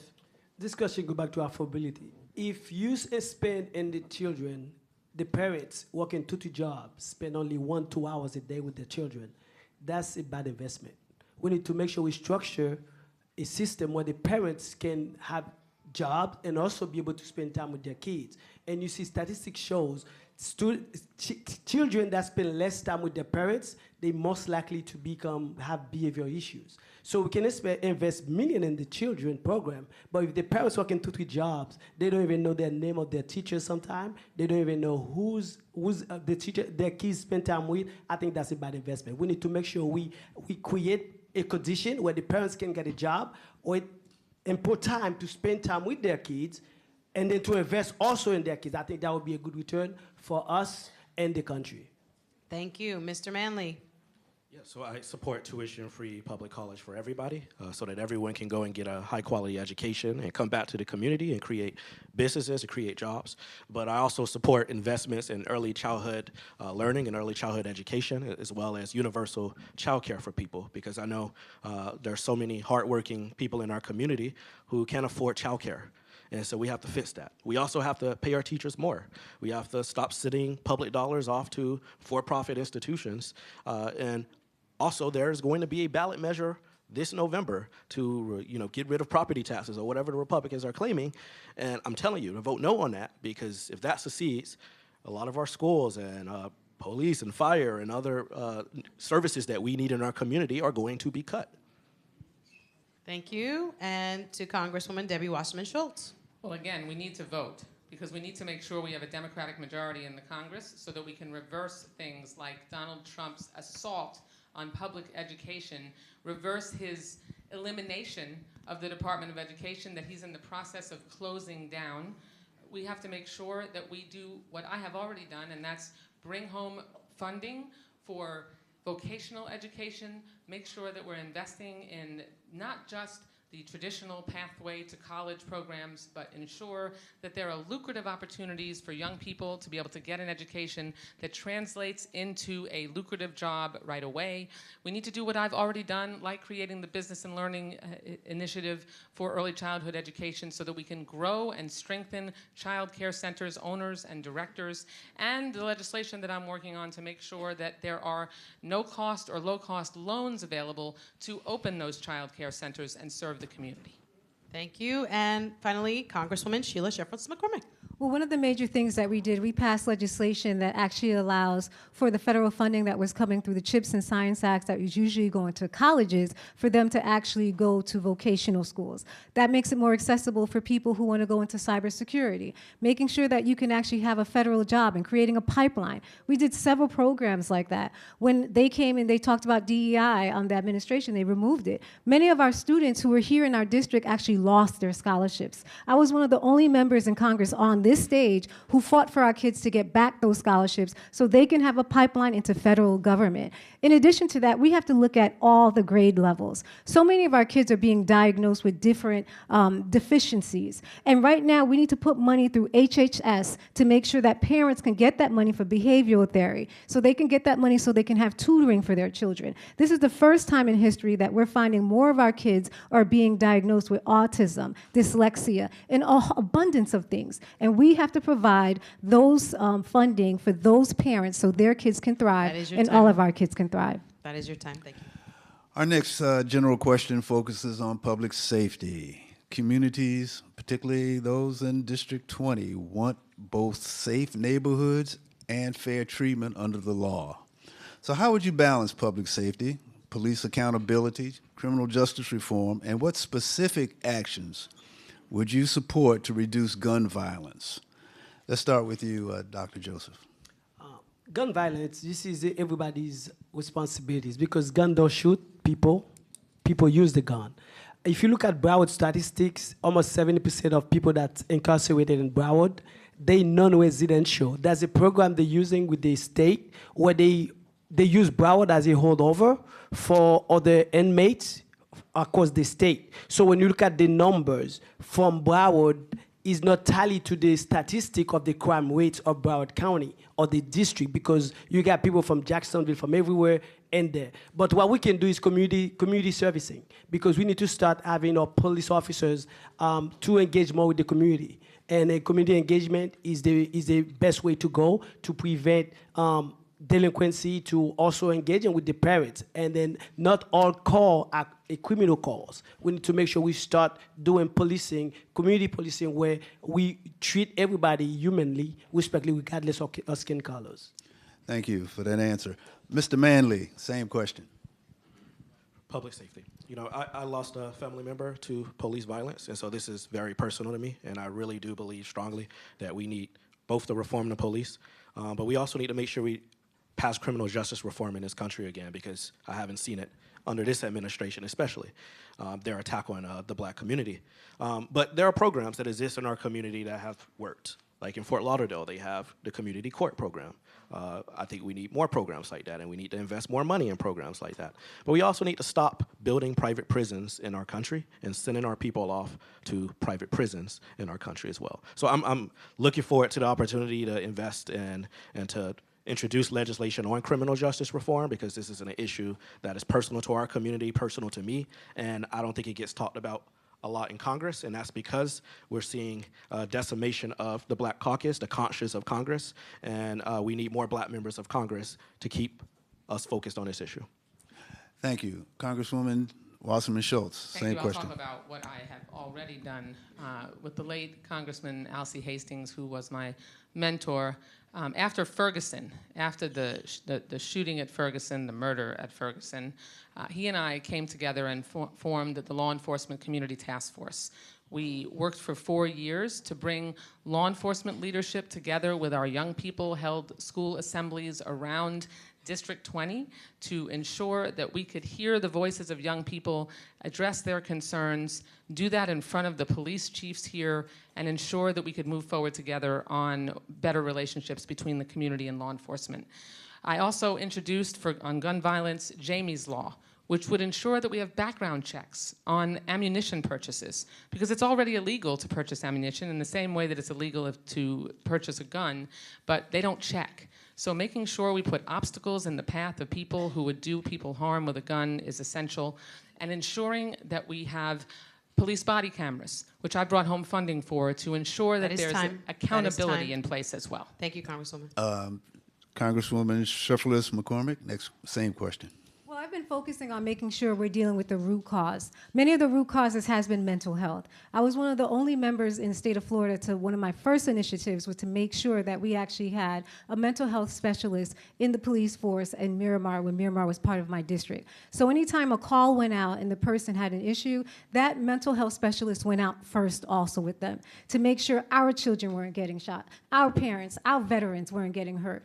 The second thing we've been doing also is dealing with domestic abuse. We've given money with the city of Lauderhill to deal with domestic abuse. Too many times they get that call, but they're not investigating it correctly, not looking into it, finding out what's happening. In addition to that, when it comes to safety, we have to be honest with us of what happens. There's an assumption of criminality when they come into our neighborhoods, and we have to make sure that assumption is removed. And every single person is dealt evenly, equitably, and fairly. I honestly worry for my children. I'm a mother of a son and a daughter, and my parents anytime a police call is made. And our officers work so hard, and they deserve the help they need. That's time. Thank you. Mayor Holness, same question. At a local level, I passed the civil citation program that removes the ability for young people to go to prison or to jail for having a little marijuana, vagrancy, petty theft. These are issues that now they get a ticket, and we need to ensure that all our police departments are utilizing that to the maximum. Let's look at Obama's research that looked at best police practices and ensure we're funding it at the federal level to the local governments to put that in place. Use the money as incentive for them to do what's right in our community. That's a big deal for our nation. When we incarcerate so many of our people, we're reducing their productivity and their ability to live to their fullest potential. All of us suffer from it, not just minority communities. Every community suffers as a result of us not being able to have people live to their fullest potential. All of us as Americans must stand for that. That's time. I'm going to interject another question just because in communities of color, we hear a lot about qualified immunity. For those who do not know, qualified immunity is a legal doctrine that shields government officials, including police officers, from civil liability in lawsuits unless their conduct violates clearly established statutory constitutional right. Do you support, or can you show me by raise of hands, who supports on the federal level protections for police officers, including the doctrine of qualified immunity? Can you raise your hands if you support it? If you do not, you support qualified immunity. Mr. Joseph, if you do not support qualified immunity for police officers, can you please raise your hand? I think we have to talk about that. In certain circumstances, there has to be that protection, but there's been abuse of it. I have 5 brother-in-laws, they're all police officers, and in some circumstances there are, but we're seeing an abuse. So a blatant yes or no, I think, kind of co-opts it, and we should have more time to discuss All right. that. Thank you. Can I just add? I'll allow 10 seconds for each of you. Mr. Holness. Since you spoke on that, correct. It must be something that clearly they did wrong. And it's hard when they have to defend themselves. Understood. So training is critical, and de-escalation. That's a part of what Obama put in place. I saw a young man get shot in the front lawn. Thank you, sir. Because he was mentally ill. We've got to train and protect our police also, but we have to look out to see that the bad ones, Thank you are for not that there. context, sir. Mr. Joseph. Qualified immunity always do not stand in the criminal intentional intent. So the reason qualified immunity is important for law enforcement, because we don't want to have half a police officer in a precinct that's have complaint, and then you have like 20 officers out because of complaint. Because until they get suspended, and the next thing they took out their qualified immunity, and they're not getting paid, and all those things, their family get affected, until proven by a judge, Understood. they're guilty. Yes, we left it to the judge. We appreciate your thoughts. Mr. Manley. I think we need to abolish qualified immunity. There shouldn't be special privileges for anybody. I've heard that before. I also think that when police officers commit acts of violence against our community, it should come out of their pension, these civil settlements. And Ms. Wasserman Schultz. I have voted for legislation that was sponsored by Please hold your applause. I voted for legislation which was sponsored by my former colleague Karen Bass to eliminate qualified immunity, but we've seen ICE officers and law enforcement officers murder people of color in cold blood and get away with it. And we have to make sure that we change the law to ensure that that can't happen and that there can be consequences when they do. Thank you. And since you were talking about this, I'm going to go to immigration. Immigration next, I think it's appropriate. South Florida is home to many immigrant families, and we have seen, as you talked about, the call for immigration reform, like I was just bringing up, law enforcement reform and ICE funding, et cetera.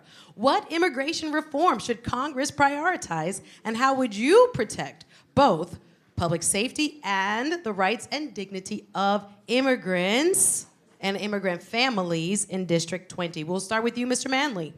Wonderful. I think we need to abolish ICE. This rogue agency has gone around and terrorized our community, kidnapping people off the streets, killing Americans. I will say, and I hope everyone on this stage will say, that they support abolishing ICE. But also, we got to be real about the past. In 2011, the Congresswoman signed a letter supporting the construction of a 1,500-bed immigrant detention facility in Southwest Ranches. When asked if she apologized for that, she said, "No, it is a great economic investment for the community, for economic growth." End quote. I'm not done yet. I still got 30 more seconds. I was just looking at the time. I didn't say a word. So let's just be honest about that. She supported this ICE terror facility in Southwest Ranches. And so I'm asking the Congresswoman, because this is your record, do you apologize for supporting the ICE terror facility in Southwest Ranches? Once again, Mr. Elijah Manley She's taken $20,000 from the Correction Corporation of America. I still got 5 more seconds. Go ahead. And she's taken $20,000 from the Corrections Corporation of America, a private prison group. That is your time, that sir. kidnap That is your people off the time. streets. And since your name was mentioned, I was going to allow you a response time, but it is also your time to address the same question. Go ahead. I haven't opened ICE facilities. I've closed them. Matter of fact, I've led the charge. Your applause. I have led the charge to close the Homestead Child Detention Center, as well as of 2 days ago now, the last detainee that was moved out of Alligator Alcatraz.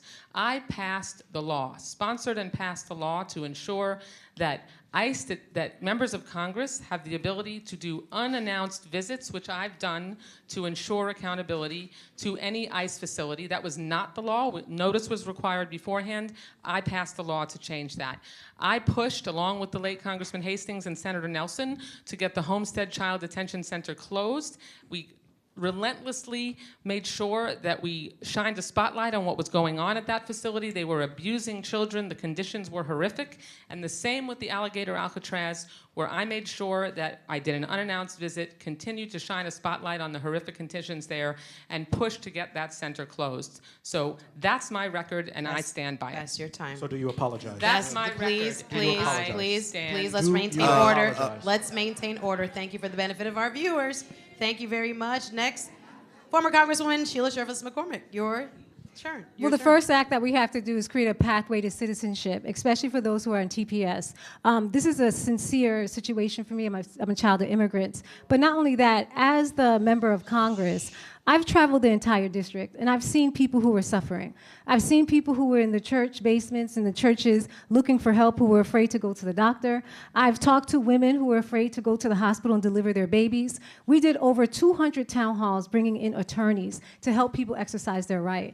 There was a letter that we did, an amicus brief to the court, in which we actually advocated for every immigrant. And we didn't just talk about the sob story, because we're more than sob stories. We are economic engines in South Florida. We actually contribute to the economy, and we work the jobs that a lot of people do not want to work. And with that narrative, the lower court actually referred to our amicus brief 7 times when they actually stopped TPS from deportation. That was our office. 98 members did that, and we actually showed you the results. So the first thing we need to do is make sure there's a pathway and that we have job skills training. Thank you. Thank you.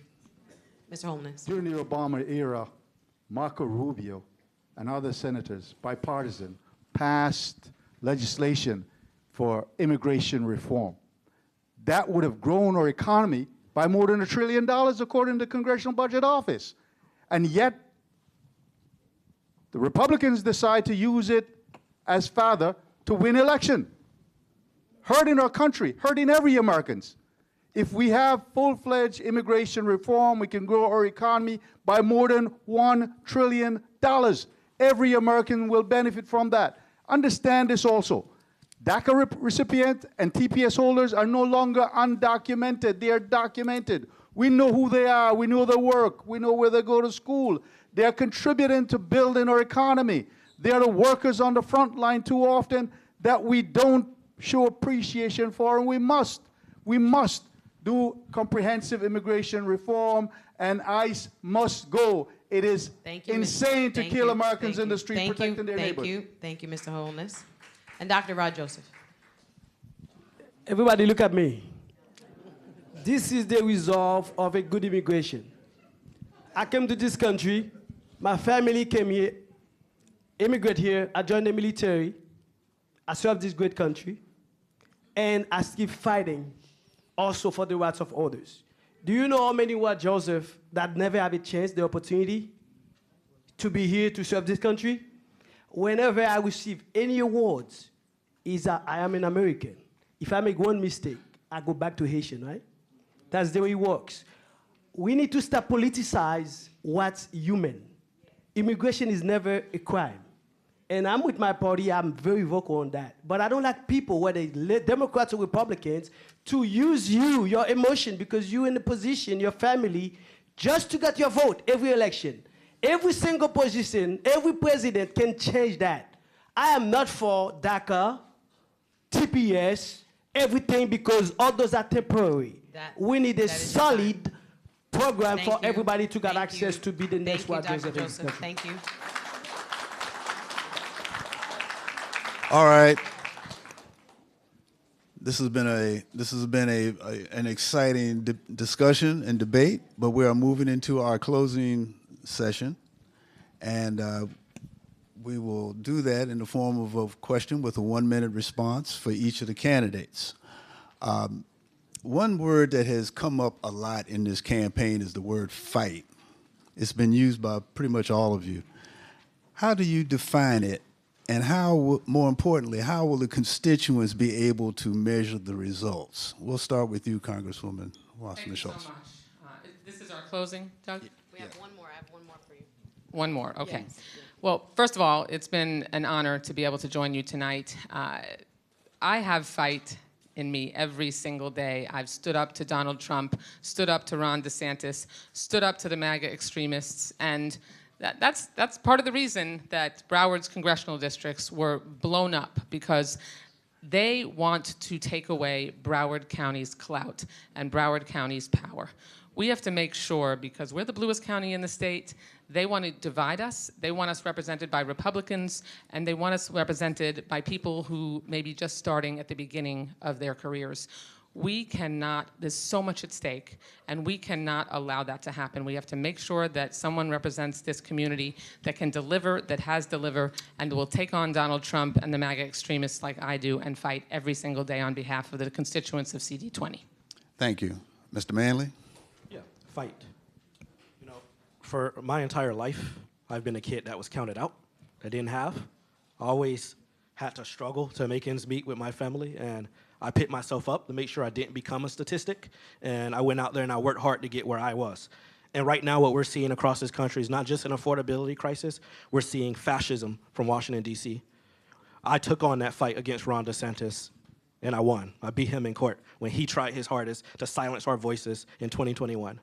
I took on big fights in Tallahassee when they came against our community in the form of the LGBTQ community, when they attacked our hardworking union workers. And I'm going to take that fight and that lived experience, because we talk so much about experience, and my experiences do matter, and I'm going to take those experiences to Washington, D.C., not just to fight Donald Trump, because that man ain't gonna be in office forever, but to build a Democratic Party that actually delivers for us again, because I'm tired of hearing promises from politicians. We deserve action. We deserve to go up there and fight back against what they're doing, and that is the promise that I am making District 20. Thank you. Dr. Joseph? So I think President Trump is running for the seat because everybody's make mention of President Trump. They should run for president. I think Ms. Debbie running for the wrong seat, because she should have been running for president, because she make more mention for President Trump than what Apple. But what I'm trying to say right now, I am this state, when you come in to running for a district, that is not, it don't matter whether you're Republican or Democrats, because this district been run by Democrats for 34 years. And with that said, I would like for all of you members that's in the audience, if you can donate $1 before you leave so we can retire Miss Debbie, because she's cared for our society for so long. Because this seat... May we have... Let's maintain order. Okay. Let's maintain order. Let's make order. You have 3 seconds, sir. Go this ahead. seat, we can... Okay, I've still got 5 seconds. Yes, 10 seconds. Go ahead. Okay. Please, could we... This seat, we cannot lose it because Ms. Debbie cares so much about the black community. For 34 years, she been president, do nothing. Let's retire Ms. Debbie. We'll have Mayor Holness, you're up. Please hold your applause. Please hold your applause. Please hold your applause. As an immigrant, I understand what fight is. My mother came here as a guest worker. She put in me the fight of an immigrant, of a minority, of a black person, to understand that we must every day work as hard as we can, do everything we can to create not only success for yourself, but for your community. And that is why I ran for the city commission in Lauderhill. It took me 3 tries to get it, but I did, putting in place legislation for Chamber of Commerce, Education A+ program, cleaning up 56th Avenue, 55th Avenue, got to the county, fought to ensure we put things in place to help our small minority and women-owned businesses. You have to be strategic. It's not just about making noise and hype. It's about being strategic and putting in policies in place that provides for the upliftment of people, for prosperity. That's a critical thing that we must do as legislators. That's why I'm in this, to build and strengthen That is your our community. time. Congresswoman? Well, we have to be focused when we're fighting. This petty fighting going on, it does nothing for anybody in this district. I take it very seriously when we're here today and we need to know what we're fighting for. We're fighting for the people. Fire directly at the person who's against us. Making sure that we are fighting for this community. When it gets hard, we dig our heels in and we fight. And that's what I've been doing. I've been fighting and winning, not running from a fight. It's never been easy being a black woman. It's never been easy being a single parent. It's never been easy being in Congress as a freshman and coming up up to these 5 years. And so when you fight to win for the community who's suffering, the old people who can't eat, the older people who are telling me they can't afford their assessment fees, the people who are suffering, the people who have their kids who are dying. We need to be fighting and winning for this community, not members members of Congress or people on the stage. You guys are misdirected. There are people who need our help, and we need someone who would dig their heels in and fight and not run to an easier district. Because you know what? Leading District 20 for the last 20 years ain't nothing easy here. We fight every single day. That's time. I want to bring up one final question, and I'm going to combine it because we're on our last question before closing. So the name L.C. Hastings has come up a lot tonight. And one of the stances former Congressman Hastings, rest in peace, was known for was that he was a strong defender of Israel, and he backed Israel's security. I want to know your stance. How does that square with your stance on U.S.-Israeli relations? I'm going to couple that with, if you were not the nominee, do you promise to support the person who wins the primary? Starting with you. So I was the ranking member for the Middle East and Northern Africa. As the ranking member, I had to balance both, which means that we had to make sure that Israel had the funding to defend itself, but I also had to go to Israel and sit in front of Netanyahu and tell him to open up the gates to feed the people who were in Gaza, to protect the people in Gaza. And so when you're a member and you have that responsibility, you fight for everyone. And so we have to be committed to make sure that we're fighting for everyone and no one gets left out. The situation we're in now is dire, and we have to make sure that we come out of this situation and make sure that everybody comes up. As for the nominee, this district has been my district, and I've been fighting for a very long time for this district. Whoever the people choose is who I will support. But the one thing I will say, check the record. I mean, let's stop playing these games. If you look at the money that has come into the district, I have done projects with other members of Congress to make sure we can maximize the potential of the district. We did that in Palm Beach all the time with Lois. There has been no combination of programs in this district from any member of Congress to maximize this district. Please, on the U.S.-Israeli relations, so where do you stand, sir? Israel has a right to exist. The Israeli people have a right to exist. But we should also ensure that the Palestinians have a right to exist. Please hold your applause. We're almost out of time. Thank you. Please hold your applause. We must find balance. We must find balance, and we should push forward for a peace accord where we have multinational countries protecting the security for both. It's important for the world because we can stop the wars that are going on where we send our troops over and we spend so much money if we can find a way to bring the parties together. It is critical when we look back and see the history of it. Menachem Begin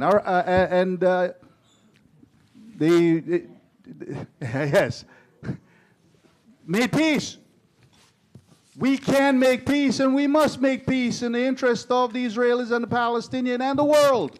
Will you support if you are not? I will support the nominee, whoever it is that is elected. Thank you, Mr. Joseph. Dr. Joseph. Yes. And the issue of Israel-Palestine, I think that's a bias in Congress because you got both Republican and Democrats, both of them been financed by AIPAC, which is a PAC that's focused typically about the interests of Israel. I am focused on the interests of the common Broward citizen, District 20. And I want to make sure, because when I go down the street, I saw a lot of housing that's down the street that's very in bad shape. $20 billion a year to Israel. If we don't do that to any other country, I don't think there should be any favoritism. But I will focus here on District 20. And will you support, if you're not the Republican nominee, the nominee? I will support anybody that people choosing. Okay, thank you. Mr. Manley. I'll start on the first part. I will support whoever the Democratic nominee is. I am a Democrat. But on the issue of Israel, I strongly believe there is a genocide that is happening in Gaza. Please hold your applause. Thank you. You know, hundreds of thousands of people have died. Where is the humanity in this country? Where is the humanity? Children, babies, hospitals blown up. And I understand that that's going to put a target on my back by AIPAC, because AIPAC's top Democrat is right here, who've received over $1 million from them. But let's hold your applause, please. Hold your applause. Shh. He's out of time, please. But let's be honest about it. This is not just Debbie Wasserman Schultz I'm talking about here. This is the entirety of Congress. Democrats and Republicans taking lots of money from AIPAC while children are dying in Israel, dying in Gaza. We cannot accept that as Americans. Our money must go here to our country, not another dime to support a genocide in Gaza. We need to be courageous. We need to speak up about this. Our money needs to go to rebuilding Sistrunk, where I grew up, making sure people have housing and education. Time, sir. Thank you. And that is what I'm going to be focused on in Congress. Thank you. Congresswoman Wasserman Schultz. Thank you. I support the U.S.-Israel relationship. Israel is the only democracy in the Middle East. I also believe that could we please let the Congresswoman speak? I also believe that it is absolute necessity that we work towards a two-state solution, 2 states for 2 peoples living side by side in peace, a Palestinian state as well as the state of Israel, so that with security guarantees for both. I am a co-chair of the Abraham Accords Caucus, a caucus that works with countries in the region to ensure that we can begin to continue the normalization process of relationships with Israel. And we need to make sure that we free Gaza from Hamas. Hamas is a terrorist organization that has really essentially captured Gaza and the people of Gaza. We need to rebuild Gaza and invest there so that they can have a viable Palestinian state. If you are not the nominee, and will yes, you of support? course, I will support whoever the Democratic nominee All right, is in we're this on. district. Thank you to closing statements. We have another question, and I think this is the last one. I think. What one promise are you making to the voters tonight, and how should they hold you accountable if elected? Let's start with Congresswoman Sheila McCormick. That I would never, ever, ever stop fighting for your interests. Despite what comes against me, despite what's going on, I will never stop getting up and fighting for what you need in this community like I have through thick and through thin. I will never stop fighting for you. You can make your closing statement. Yes, ma'am. Go ahead. In closing, I just want us to remember what we've been able to do in the last 5 years. When I actually came to Congress, we actually had a vision. Our vision was to make sure that everybody in our community can thrive and our children can go to great schools, come home to a community full of opportunity, to make sure our elderly can have their health care, to make sure that we were all moving together. And it's unfortunate that all these political attacks have made us question what the dream was. But the dream has never changed. I've always been there with you. I've never left this district. Always been consistently working to make sure we realize the best District 20 we've ever had. And this is no different. And so as we're going forward and we're looking at people who are coming into our district and who are being new and making promises, let's remember who has been new, who has been here for you. I'm not new to this. I'm true to this and our interest in what we need in this district. In addition to that, we all have to realize that there's only one enemy, and it's not us in here. And if we're going to actually thrive as a district, we need to stop doing petty politics and fight for the people in this room and fight for the people who are in need. Thank you. Mayor Holness, same question. That I'll put the people in District 20 first, as I've done over the years of my service as an elected official in Lauderhill and in Broward County. It's about the people. It's about putting policies in place that produces prosperity for all. You can look at my record in Broward County, and you can see that I've delivered on that. And I will work every single day, night and day, to protect our people, to create prosperity for our people. Our people must come first. Policies that changes things, expand the child tax credit, increasing the minimum payment for Social Security, which is $994 now, that still keep people in poverty after they've worked many years, working with our unions to ensure that the PRO Act is passed and that we can get unions to bring the balance against the corporations that only care about profits. We need to make sure that those who produce the profit gets prosperity from the profit that they produce. That's your time. Dr. Joseph. I know you have more to say. I thought you doubled it. Okay, I'll give you 10 seconds. Go. So it takes all of us working together, the entire community.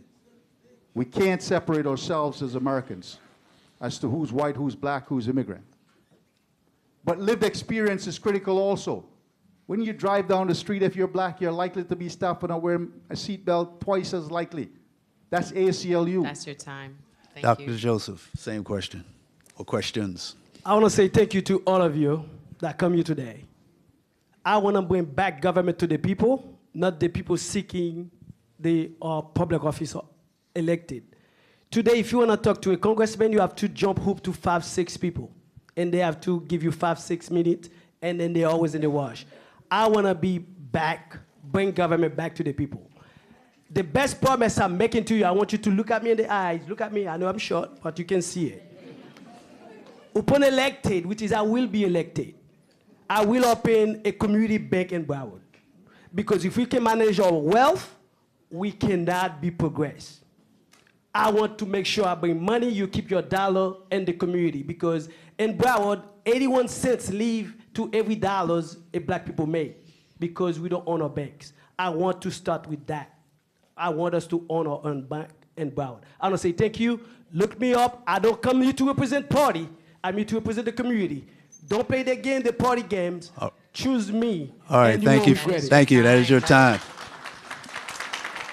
All right, Mr. Manley. I just want to say thank you to all of you for being here, for our candidates, because Can we have your attention, please, in the this audience? is really, truly what democracy looked like. This is what democracy looks like. The promise that I make to you, the same promise I made in January 2025 when I got in this race, was that I wasn't going to stop fighting for the people here in this community, and that's the promise that I will continue to make. I also promise that I will not be trading stocks when I get to Congress, and I will sponsor legislation to ban stock trading. Our community has been through so much instability, so much career politicians, so much people shopping to continue their career. What we need is a reset. We need something new, we need something different, and I think it's an asset to have young people right now in politics. And I think it's time for our community to rise above the past, to rise above career politics, and start to put ourselves first. And that is the promise that I'm going to make to you. I'm not going to let any billionaire tell me what to do in Washington. I'm going to fight for the people right here in District 20. All right, thank you very much. Congresswoman Wasserman Schultz. Thank you so much. First tonight, I want to humbly ask for your vote on August 18th in the Democratic primary. And what I can promise you, because I have the receipts to prove it, is that I will show up and show out for the people of District 20, because that is what I have done through my whole career. And I can promise you that I will fight every single day to bring your costs down. Groceries, gas, healthcare, housing, utilities. Across the board, life is too expensive. And we need to make sure we have a member of Congress who has the clout and the seasoning and the experience to make sure, like I have, that we can actually deliver resources to the community, that we can pass legislation to address the affordability issues here, and we have to make sure that we can fight Donald Trump and the MAGA extremists who are running over democracy and dismantling it piece by piece. And we need a seasoned, experienced member of Congress in this district that can fight back successfully to stop them in their tracks. I humbly ask for your vote on August 18th. Thank you. Thank you so There much. you have it, ladies and gentlemen. Hold on just a moment. Again, we want to thank you for being a part of today's educational event. We want to thank again our sponsors, the Urban League of Broward County, WDFL, Channel 18. We also want to remind you, thank you, you can put your hands together for them now. We also want to remind you that neither endorse or support or oppose any of the candidates here today or any political party. We also just wanted to make mention that one of the candidates was missing, although he was invited and had confirmed. So we did not hear from Luther Campbell today. We'd like to thank, wait a minute. We're on Hold live up, TV, hold up. we're on live TV. We are still on television. I'd like to just thank the staff of the Urban League, the volunteers, the production team, and everyone who joined us in person or watched by live stream. You can, of course, see this event again on WDFL on the app and on the Urban League website. More importantly, I'd like to thank the members of the audience and the voters. Your voice matters, your vote counts, and your continued civic engagement is encouraged. On behalf of the Urban League of Broward County and WDFL 18.1 Paradise TV, thank you for joining us and have a great evening.